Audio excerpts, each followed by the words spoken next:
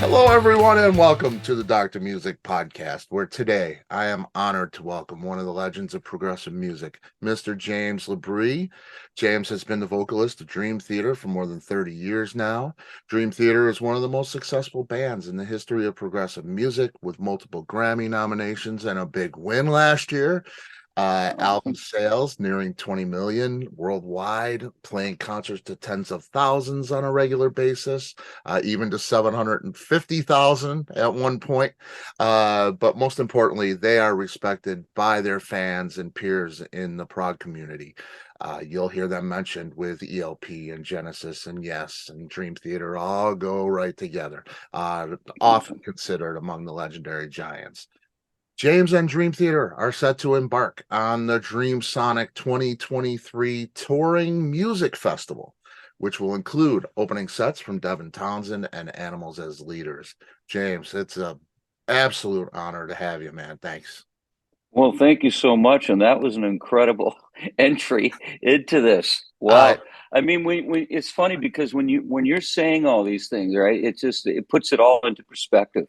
And then I get a very clear, I mean, not that I'm walking around oblivious to what we've done or what we're about to do or not like that, but when you hear someone else mentioning this, it's pretty cool. You know, it, it's a good nod to what you've achieved, and you realize just how blessed you are and how fortunate you are for sure.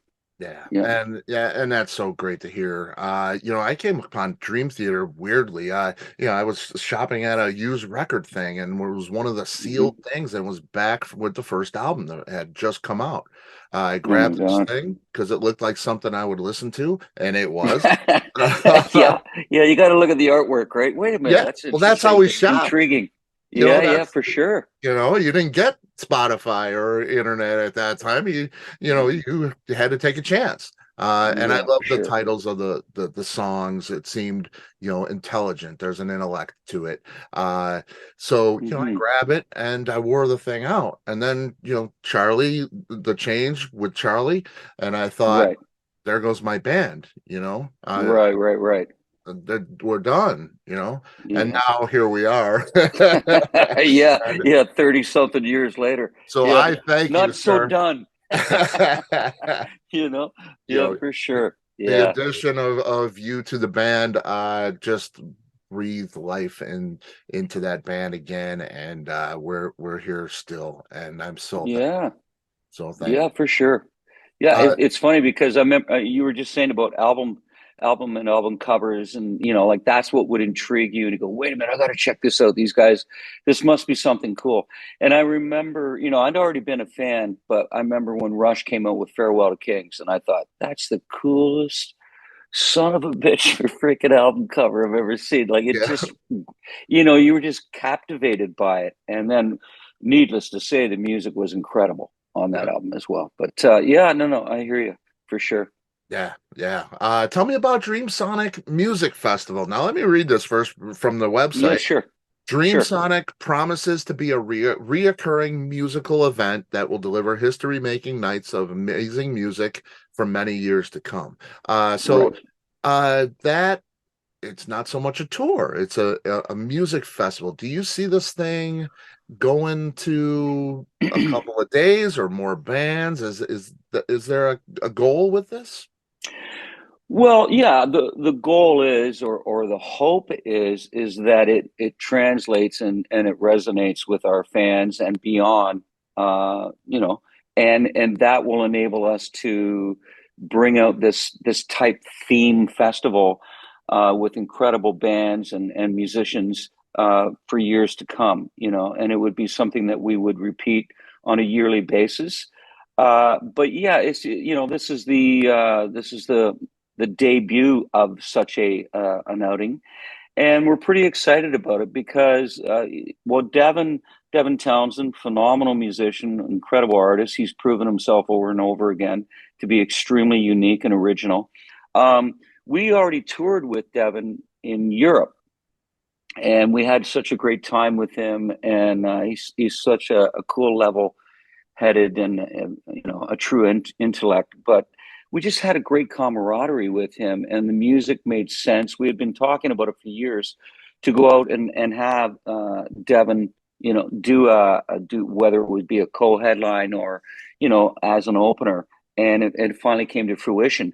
And then beyond that, we started talking about, well, we haven't done anything where the focus being on these kinds of bands that are similar to us, but they still have their own identity.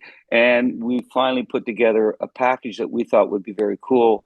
As you mentioned, Animals as Leaders, incredible musicians and great music, and then with Devin. So hopefully, we're hoping that this is something that will excite and hold the attention of our fans, and like I said, and beyond our fan base for years to come. And we'll obviously keep tripping up or flipping up the lineup with whomever we feel at the time this should be the band that we should take out, or these are the bands that would make sense at this point, and just make it a really exciting and memorable evening.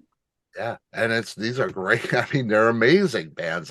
Mike Keneally, playing guitar for Devin Townsend, who played on your Momo's record, right? Well, yeah, you're absolutely right. Yeah, and I haven't Cool. seen Mike in years. Like I mean, oh my God, probably the last time I saw Mike was. Wow, I mean, holy smokes, how old are we getting here? I don't know. I think it's like 15, 20 years ago since Wow. I've seen the guy, so it would have been right around the time that I was doing some stuff with him. And at the time, but yeah, Mike's a great guy, very talented. Yeah, that'll be great. That'll be great. Yeah. So Nabasi, of course, with Animals as Leaders. Oh yeah. All these guys are just, Oh man. Man. Yeah, I mean, Animals as Leaders, they did a few shows with us over in Europe. I think it was the Distance Over Time tour. I'm pretty sure. Yeah, and it was really cool because they're all, once again, everybody's pretty cool. Like I've only met a few people in this industry where I'm like, you need to give yourself a shake and realize that we're all here, and we're all here for the right intentions, and we're all humans at the end of the day. Get your shit together, right? But they'll go unnamed. But the thing is that I've met these guys, Animals as Leaders, before. Like I said, they did a few shows, and they're just great guys. And when they hit the stage, and you listen to them, and you see what they're doing, it's just like, holy shit, I mean, we come from we have that reputation, like, oh, musicians, and you got to check these guys out and their music and their songs, but it's so great to see that in other musicians and other bands, so to speak, and I saw that definitely in volumes with Animals as Leaders, and with Devin as well, for sure. Yeah, and that's what's great about it. And that's what I love about the prog genre too, is that musicianship is unmatched. I mean, it's so great. How the heck do you possibly make a set list now? I mean, it's good. It's difficult. It really is, because we have so much to pull from and so much to choose from, and it gets to a point where, I mean, I think our best guide is the fact that, okay, guys, what haven't we done for a while, and what is it that we know that our fans are more than likely going to want to hear, and if they don't hear it, they're going to be somewhat disappointed. But even at that, it's still a tall order to put into a context that more than likely will be satisfying to the most of our fans. Yeah. But it's something changing all the time, and and we want to, and we're giving, and now we're at this point too in our career too, where we have these albums with their anniversaries. Whether it be a 20-year anniversary, 25-year anniversary, 30-year anniversary. And so we're getting to that point, and we're starting to give that a little bit more attention. Not that we've done it a lot, aside from coming out a few years ago and doing Scenes from a Memory and then Images and stuff like that. But we're starting to have that kind of dialogue where we're going, guys, maybe the future too, along with creating new albums, will be where we start to give these albums their anniversary, whatever it might be, whichever album it is. Let's give it its due homage and bring it out. And if we're not going to play the whole thing, then we should play parts of it that we definitely know the fans are going to be just completely ecstatic about. Yeah. So Yeah. we're starting to think about that, and possibly this will come to fruition and a reality when we start to think about the next world tour, where we have to really put these into an order where the fans can relive those moments musically and in its entirety.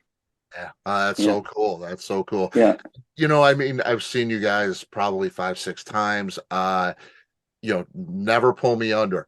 And yeah, I love that because like I yeah. go see Maiden and I don't want to hear Run to the Hills. I hope they don't play. They Of course probably they don't want to play Run to the Hills. right.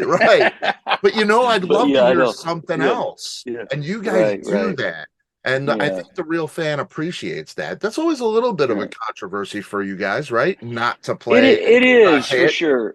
Yeah, I can only imagine what it's like with like Elton John or Billy Joel or any of these bands, Coldplay and that, where they're going, holy shit, like this is. We know that if we don't play these songs, they're going to be quite upset with the fact that we haven't. So with Dream Theater, that's the big song that kind of put us on the map internationally, Pull Me Under. So we kind of bounce back and forth with that song, but you're right, it gets to a point where you're going, come on guys, let's retire that song for a while, and let's bring some of the other songs that we know were just as much I guess a special place in someone's heart as far as the fans. So there's so many songs that we can choose from that I think are on the same level, but maybe didn't get the same exposure. Right. But with a true fan, it's like, oh my God, yeah, they're playing that song. Thank God they pulled that back out, So yeah, for sure. Yeah, Yeah, yeah. I love, like I say, I love hearing something different. It's great. yeah, yeah, A View definitely. from the Top of the World. Mm-hmm. October of 2021, this comes out. The album does go to #1 on the hard music chart. It goes to number Mm-hmm. 2 on the current rock chart. Debuted at 52 on the Billboard 200, which is unheard of especially Yeah, for prog, anything. yeah, Um, yeah, for sure. and the Alien wins Grammy for best metal Yeah. performance. So it did well. Wow. But we're Yeah, it did. well, it's it's a child of the pandemic, if you will. Uh, Yeah. That's a so good way to put it. Yeah. that was how difficult was that record to make, and what did you make it differently than the others? I would imagine you did, right? Well, we were definitely in a different mindset going into writing that album. And I think, what you're feeling emotionally, what you're going through, personally or socially or politically at that time. And we were inundated with all of those facts. Right. I think it does shape, what inevitably comes out of you in a creative sense. I think we had a much more appreciation for just how fortunate we were to still be a band, and none of us were affected by it horrifically. And the fact that you are reminded just how fragile life is. So it was this resurgence of, not that we've never appreciated it. We've always appreciated being able to do what we love to do and for doing it for so long. But going into that album, it was, hey guys, here we are. We're still able to do what we've been doing, and without a hiccup. I mean, it was a little more difficult for us to get together. And as you've probably read, I didn't even go down there in person because flying from Canada into the States and then back and forth, it would have been a nightmare. And so I was in my studio in my house and tapped into them visually and sonically, and it worked out incredible. It was still like me sitting in the room with them, but I think because of all these things that we had to consider before even sitting down and hitting the first note, was that hey guys, we can't ever take any of this for granted, and let's write something. We also knew that writing it, it would be something that would be, it had to stand on its own, as if this is the irony, is if nothing was going on of such, that we were in the middle of a pandemic. One of the things we said when we were about to embark on lyrics, I remember having a conversation with John, and it's so funny because I said to him, hey, the last thing we're going to do, right, is we're going to write a lyric that somehow mirrors the pandemic. I said, don't you think there's going to be enough of that? And there's going to be a lot of artists that are going to want to put that into words. And he goes, absolutely. I was going to mention the same thing. This is definitely something that we can leave to others, and let's just create our own themes. And we did. And I think that's a good thing, because when people, at that point, people were inundated with that subject, and people wanted an escape. And so us being able to create A View from the Top of the World, and then the lyrical content, I think it was great because it gave somebody that time period to just lose themselves in music and take that ride and leave all else aside. It's definitely going to be there waiting for you when you come back. Yeah, Yeah. for sure. Yeah, it was. It's a great record, man. I'm awake Oh, in thank you. Esther. I can't even grasp. It's just so, talk about Right. musicality. It's the musicianship is just amazing. Well, thank you. Um, Thank you. Lost Not Forgotten series. Uh, that's a cool thing. Right. All the cutting room floor stuff, if you will, the demos and things like that. Yeah, yeah. Is there a particular volume that is most interesting to you? We got what, 16 are out now. There's more to come, right? Yeah. I mean, I I don't know. I mean, the stuff where what was it we just recently released there, where it was some live recordings with Mike Portnoy and the band, and we had and they sound pretty raw, and I think some of it was from '96, maybe even some recordings from Birchwood or whatever in New Jersey, or whatever the hell that club was. And I still remember going there and doing that night. And I can still vividly recall. It's funny, I can walk into any venue that we've been to before, and whether we've been there, well, I mean, even if we've only been there once, and I'll totally recall it. And I'll remember the last time that we were there. And the guys That's are like, what cool. the hell's going on? I go, it's all garbage up there, guys. It's nothing that really serves me, you know?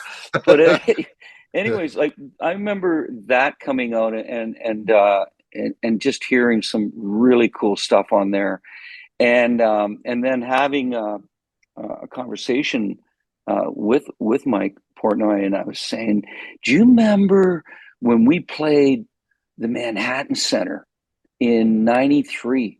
And I was remembering, I was going like October, I'm pretty sure it was October '93. I still remember, I said, the reason we got to find this and we got to release this night is because one of the cool things is that Jordan Rudess wasn't in the band yet. And it was, I believe, the last show that Kevin Moore had done with us. Wow.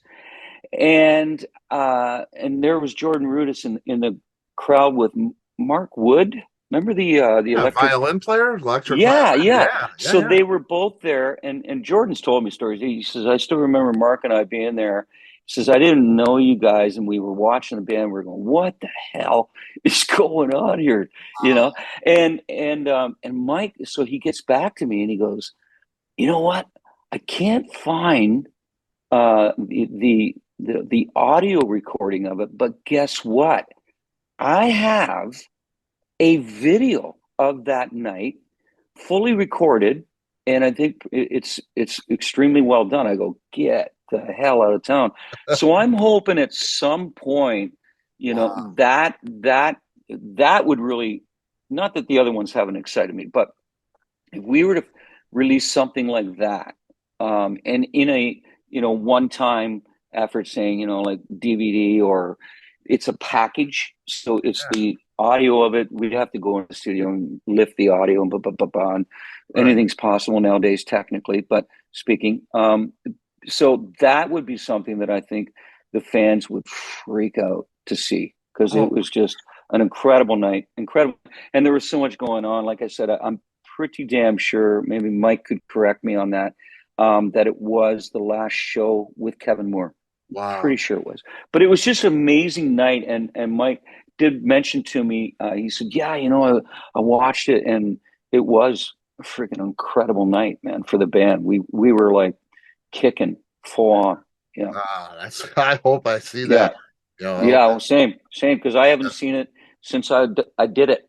Wow, that's Yeah. cool. That is Yeah, cool. for Uh, sure. Yeah. in this series, you have Master of Puppets live and Number of the Beast. Uh, Right. Right. Yeah. the really, really cool to hear your take and I mean, you just I don't think of your voice being Yeah. like Hetfield or even more like Bruce. Um, Right. Now, there's always there. I've heard this over and over, and I have to ask you if there's any truth to it. Um, Mhm. Taking Bruce's spot in Maiden in '93. You Yeah. were a candidate, is what I've heard.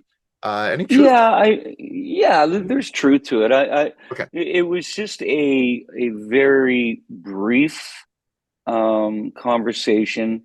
At the time, the Iron Maiden management were looking at managing Dream Theater. We had just finished Images and Words. It was ready to be released, and they were interested in representing Dream Theater. So we were out at a pub one night, and we were shooting darts, It and all happens in the pub, doesn't it? yeah, it really does. It does, and it was just mentioned to me by Rod and Merck at the time. They said to me, we were thinking, do you have any interest in possibly singing with Iron Maiden? And I said, "Hey, I'm honored. Incredible band, but to be quite honest with you, no. This is Dream Theater is everything that I'd ever wanted to be a part of." And I said, and long story short, years before that, years before that, I had been in a band called Coney Hatch, and it was a band from Canada, and they had released 3 albums, and I came in and started singing for them. And I was with them. My tenure with them was probably about a year. And we did demos, and we were supposed to be going in doing the 4th album of Coney Hatch, and nothing really materialized for various external reasons. And then I got frustrated. I was only 23, and I left. I just said, I'm fucking out of here. Being a cocky 23-year-old and thinking I got it all under control. But um, you know, and so what I said to them is, I've already been a jukebox for another band. I'm never going to be a jukebox for another band, any other band. And I said, I want to create my own.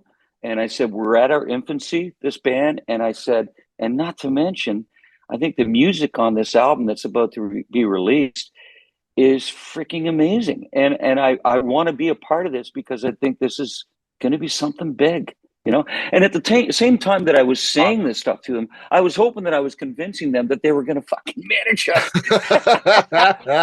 And that never materialized, as anybody knows. But no, and like I said, it was such a brief mention. Like, they didn't go, come on, we need to sit down, we need to. It was Right. just like, have you ever considered that, because you know that we're going to be doing the auditions, and have you ever considered going for it? And I just, no, thank you. I'm honored, but no, thank you. And That's great. and I mean, it's always been Bruce, and it always will be Bruce. Mhm. And that's nothing to take away from what was this? Fuck, I can't even remember his name. Who stepped in there for a while? But Yeah, it's just Blaze Bailey. Yeah. yeah, Blaze, right, Right. Blaze. Yeah. And so, but and I've met Bruce several times, and we've toured with them and all that. And yeah, first of all, the thing is like, yeah, back then when I was singing, and my voice back then, and this was all before my vocal rupture and all that. I Right. mean, yeah, could I sing this? Absolutely, and but Bruce has his own unique sound, and that's what's made it. And you can sing another singer's stuff, and you can hit all those notes, but it's not the same inflection. It's not the same delivery. It's not the same feel. It's like, if Steve Vai gave John Petrucci his favorite guitar, and he said, "Hey man, play this solo, that I play." Well, John's going to play it perfectly, but it's not going to feel the same to you and I. It's not Yep. going to sound the same. Eddie Van Halen, how many times have you heard Eruption from other guitar players? Are they playing it perfectly? Yeah, they are. Does it have the same feel and the same soul and the same spirit? Absolutely not. And that's the way I look at singers. I go, you can get pretty flippin' close and do an amazing job, but at the end of the day, leave it to them. Yeah. That's who they are, and that's why they are who they are. Yeah. Yeah. Yeah. Awesome. Yeah. With that, there's the other elephant in the room with rumor Yeah. for you is that work with Sebastian Bach and Winter Rose. Is that really a thing? Well, no. Okay. So the way that works is that Winter Rose, band in Toronto. Yeah. So it was with Rich Chicky, and Rich Chicky and I were the ones that took Winter Rose to where it went, and And it it was went a pretty great far. ride. Yeah, it was a great ride. But before I came in to Winter Rose, or Rich and I, serendipitously bumped into one another through other music unions. He had worked with Sebastian, and they had done some songs together. And then Sebastian got found by, of course, Skid Row, Yeah. and so he left. So that's the only Oh, okay. Yeah, you didn't cohesive work part of together. this. We'd never worked together. We're friends. We've partied together. We've had a good time together, and all that. But no, it was a separate time. He was already in Skid Row. He had already sang some songs with Rich, and Rich was looking for someone with a clean voice and could sing very high, and that's who I was. And we got together and we started writing songs, and and it was because of Winter Rose that I fell into Dream Theater. So it was kind of like, to Rich, poor guy. I mean, he's an amazing artist himself, and went on to engineering and mixing, and well, with Dream Theater as Yep. well. But he, I said to him, I said, "Geez, at one point you must have felt like you were just like, okay, anybody next? Okay, I'll help you get your career going. Okay, next Right. singer, I'll help you get your career." Because like Sebastian came in, and then Sebastian left, and then I came in, and then I went to Dream Theater. So it's but we were very close, because at the same time that I was in Winter Rose, I had been offered to do a solo album for Aquarius Records, which was a label in Quebec through Pierre Paradis, and he wanted me to write with Aldo Nova. Life is just a Yeah, fantasy. he's been on And the show. We love Al. he's a great musician, a great Absolutely. guy. And they were like, "Hey, we want to put you and Aldo together, and you're going to write an album together, and it's going to come out under your name, James. And what do you think?" And I was like, "No, no freaking way." I said, "Winter Rose is my," like, you see, that's one of the things, is like, once I Yeah. get into something, I want it. I want to take it as far as it could possibly go. And at the time, Winter Rose was being looked at by Atlantic for a signing, and we had, so we were on the precipice of being signed and doing our own thing. And then the Dream Theater, well, because of Pierre Paradis and Aquarius, he threw my CD down to New York, and the rest is history. They heard it and went, "Wait a minute, get this guy down here." And once I had heard their music, I was blown away, and I was like, "Wait a second." Yeah. Because I grew up with Rush, and then hearing these guys, and they had that similarity, and being so young and being able to create the kind of songs they were writing, I was like, "What the hell? No way, man! I got to be a part of this." For sure. Yeah, Awesome. Yeah, and that yeah, started with Lee Aaron, who also on the yeah, show. yeah, yeah, I had the honor yeah. of talking with Lee. She's a wonderful person.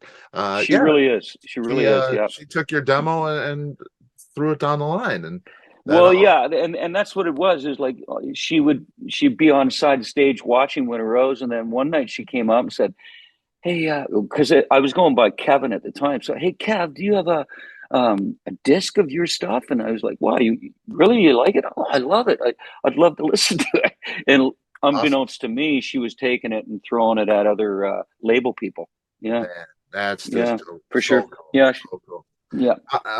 Take me through '97, falling into Hmm. infinity and a darker time. Oh yeah, yeah, because coming right out of that is Scenes from a Memory, which we can call yeah, the cornerstone of the catalog, probably, right? yeah, yeah. You could for sure. A lot of Yeah, fans would. Do you yeah, get Scenes from a Memory if you don't have the dark time with Falling into Infinity? Did that kind of motivate yeah. Scenes from a Well, Memory? I think everything kind of serves up your next menu, right? Right. Or next dish. It's unfortunate because there, excuse me, there were a lot of very cool songs on Falling into Infinity, Hmm? and yeah, it was just one of those things. Every band goes through its growing pains, but it was more external. It was at the label we had all these personnel changes. Our management, we were going through uh, a real serious situation in management change, and financially, these two issues were breaking the band. Like we were, it was money flying out this way, money flying out this way. It's like, guys, we can't keep this up. We're going to go broke, Yeah. and we need to get our shit together. And all this is going on, and we're having to record an album. And then we got, the label saying, "We want another hit from you," and we're going, "We're not a fucking hit band." Right. When Even Fully brought in Under happened, Desmond Child at that point, right, exactly, which is exactly. insane. So it is insane. It is insane, and no diss to Desmond, but I mean, come on, No, man, like no. that, like that's I don't know. That's like putting a soccer player on a fucking hockey team. So Right. it's like it just didn't make sense. And but but being able to keep our heads on straight and then create an album like Falling into Infinity, I think it's pretty amazing, and it just and it stands true that like we were able to, at the end of the day, okay, all this garbage going on around us, we still need to create something that we can stand behind, and we did. And Yeah.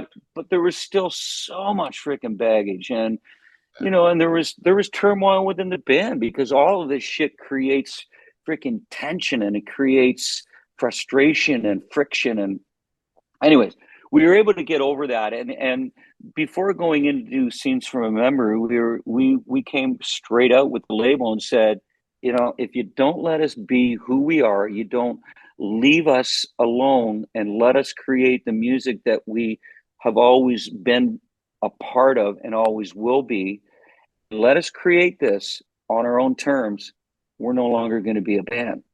Yeah. So they stepped back and they left us alone, and Beautiful. hence Scenes from a Memory came forward. Yeah, Man, yeah, crazy, crazy. yeah. A Mm-hmm. new solo record for you.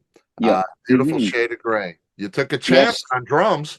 Oh, oh, good one. Oh, I've been waiting to oh, say you're that. good. You're smooth. You're smooth. You know what? It's so funny that I haven't heard that yet in all the interviews I've done for that album. That's good. Oh boy.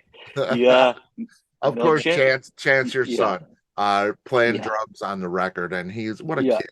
What a great kid, man. Yeah, well, Uh, thank you. Yeah, yeah, he did a great job. He really did, and he brought to the table exactly what we were looking for in the percussion area, and drums, and it was great because I'd leave him alone, then he'd come up and go, okay, this is what I worked out. Sit down and listen to this, and then he'd get behind his kit and play it, and I'd be like, holy shit, that's all. There be the odd little tweak here. Hey, I was hearing this maybe in this section, like a little bit of this right. going on. What do you think? And he go, yeah, I can put that in. And but I mean, it was so minimal, if anything, that for me tweaking him, because and not just because he's my son, but he's just very musical. He hears things, and him and his own band Falset, he does the same thing. He's very very innately gifted in that area, and so it's really cool, and we had a great time. But and then Paul Logan and I writing that album, it was great because I wanted to really flip around, and I did. I went, if you've heard my other solo albums prior to A Beautiful Shade of Gray, and they're in your face. They're heavy. It can be hard rock pop. It can be metal in there. It can be everything on under the sun. But with this, I just really wanted the music to be more or less like when I remember growing up and listening to Zeppelin and just falling completely head over heels with that band. I just thought musically, what a freaking miracle. I mean, that's really the way that I saw Zeppelin, and I still today think that they're timeless.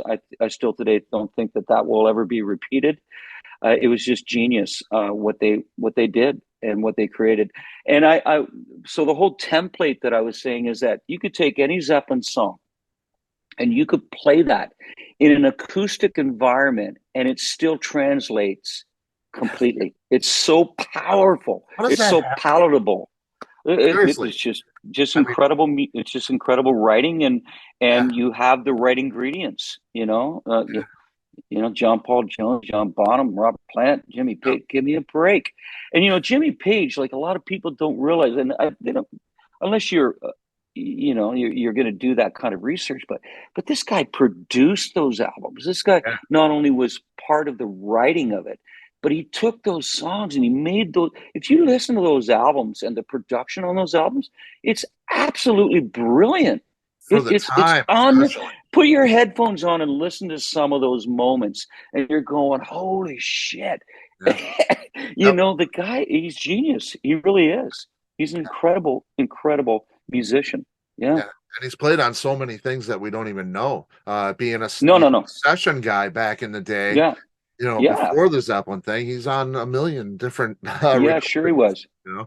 Yeah, crazy. but so being able to take that, as my template, and then be able to create the songs that were on Beautiful Shade of Grey, and I didn't really know how the fans were going to react. I said this is either going to freaking flop or it's going to be on top, and fortunately, everyone embraced it because it wasn't something that they were expecting, and the music I think speaks for itself. I It's really do. awesome. Yeah, Oh, it's awesome. It's yeah, fantastic. hmm Chance, that what a pressure situation for him. yeah. I mean, you've Oh, it worked with was. two of the greatest of all time for sure. Hmm. Yeah, Uh, yeah, Portnoy and Mangini. yeah. It doesn't get much better. No, I know, no. They're These both guys, phenomenal drummers for sure. It's funny because it was Paul Logue who suggested. He goes, I've heard your son playing drums. I've heard falset, and I think he should be our drummer. And I said, well, better coming from you, because if it came from me, it's right, like I'm playing the hard hand, right? And it's like right. what are they gonna say? No. And I just thought, that's not right. So it was funny because I said, well, then Paul, you're going to ask Chance. I said, it's got to come from you. And it was funny because I kind of let it slip. I'll be honest with you. I said, Paul's going to be calling you, Chance, because I was excited. I said, Yeah. Paul's going to be calling. And Chance is like, what the hell? Paul wants to call me about what? And well, he's got a drum gig for you. And then Chance Radio looks at me. What are you talking about? Well, I know where you're going with this. And he said to me later, he goes, at first I was like, no, there's no way. I'm not stepping into this.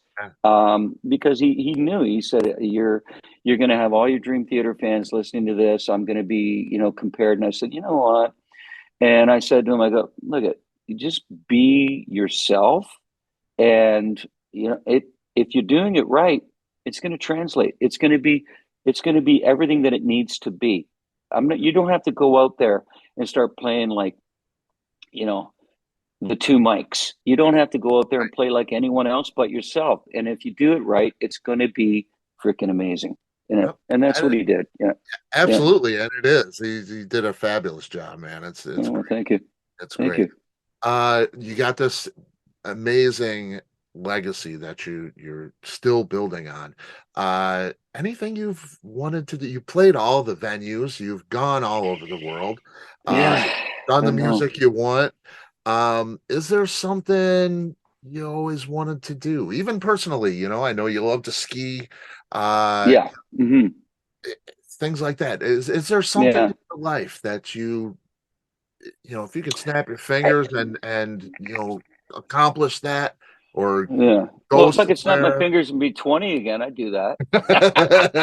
Yeah, no, I I'm hear kidding. that. But yeah, right, right. Yeah. No, I think if we keep it in the realm of music, I still would love to, and I mean, I've been talking about this for quite some time, and I'd still love to sign up for maybe 6 months and do family opera, Oh, and that in would the be theater. And I would love to do that. I don't know. It's kind of it's I think it's eluding me, and it's at this point just because I'm still very much doing the Dream Theater thing, and then I got my solo stuff, which if I'm not doing Dream Theater, I'm wanting to write stuff for the solo album.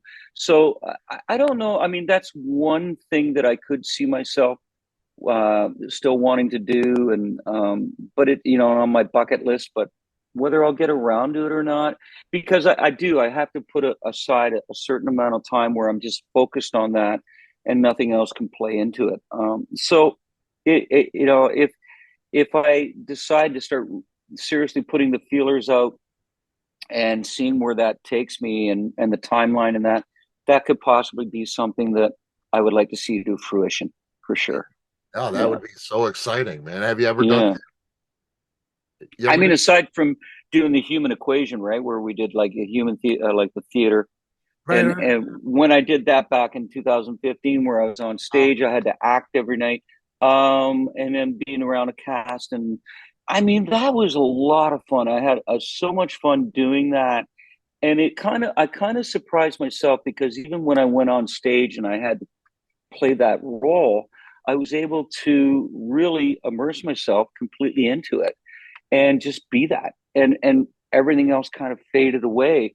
And I was like, well, maybe this is what it's like, for any of these theater actors, or actors period, when they get into a role, is that it just that becomes them in that moment, and throughout. So I definitely think with that experience, it would be easier for me to walk into an environment, like I said, like Phantom of the Opera, and say, no, I think I know what I got to do. I remember the steps that I took to get myself there for that production.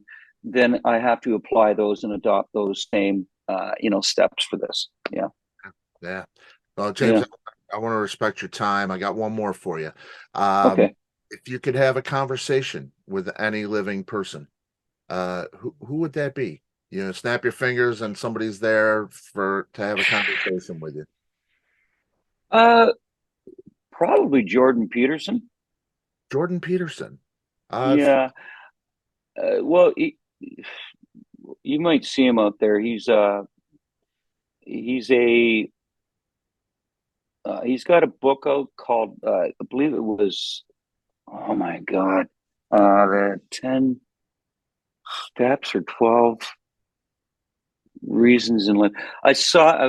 Anyways, I've just bounced back and forth throughout this book, and he's he was a professor down in Toronto, and he is a psychiatrist, I believe, as well.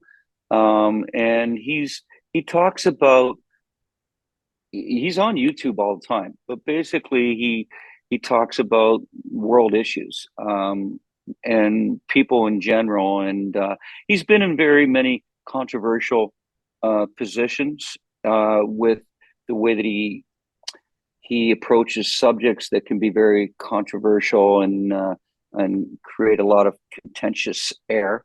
But I have always respected that he, when he talks about any subject, whether it's a political matter, or whether it be the way that people, when they're trying to push their identities, even with what's going on with transgenders, Mhm. and all this stuff that's out there right now, he has a good approach. Some people are offended by him, but I think if everyone was to kind of let their emotions lay flat for a bit and listen to what he's talking about, he's a very enlightened and insightful man. And I think that he means good. He has a big heart, And even though some of the things he might be saying, like anyone being put into that position where you're taking a stand against some groups that maybe think that they deserve more of a voice than what their rhetoric might, insinuate, he's able to kind of break it down and put it into a context that shouldn't be taken so aggressively. It's his assertion. So I just think that if I could talk to him about some things and listen to more of what he has to say about humanity as a whole, I would find it a very interesting and intriguing conversation. Absolutely. Sounds like it. Yeah. Yeah. Life enriching, possibly, Yeah. to get some insight and look Yeah. And introspective. I can't, for whatever reason, I've got a big brain fart going. I can't remember the book, but I just, but anyways, if you look up Jordan Peterson, you'll see what I'm talking about. He's just a incredibly smart man. Yeah, Yeah. for sure. Yeah. Absolutely. Well, Yeah. James, thank you. Thank you. Thank you. It's 30 years in the making here. Yeah. Listened to you for so long, and it's an absolute pleasure to speak with you today. Well, thank you. I appreciate it. No, this was cool. I Yeah. enjoyed the time. Thank you so Thank much. you. Yeah, yeah, and the door is always open, a solo record, whatever you got, please come For back and see sure. us. I Yeah. will indeed. I will indeed. All Okay. right. Thanks, All man. right. All right. Thank you, Take James. care. Take care. Okay. Bye. Bye-bye. Bye.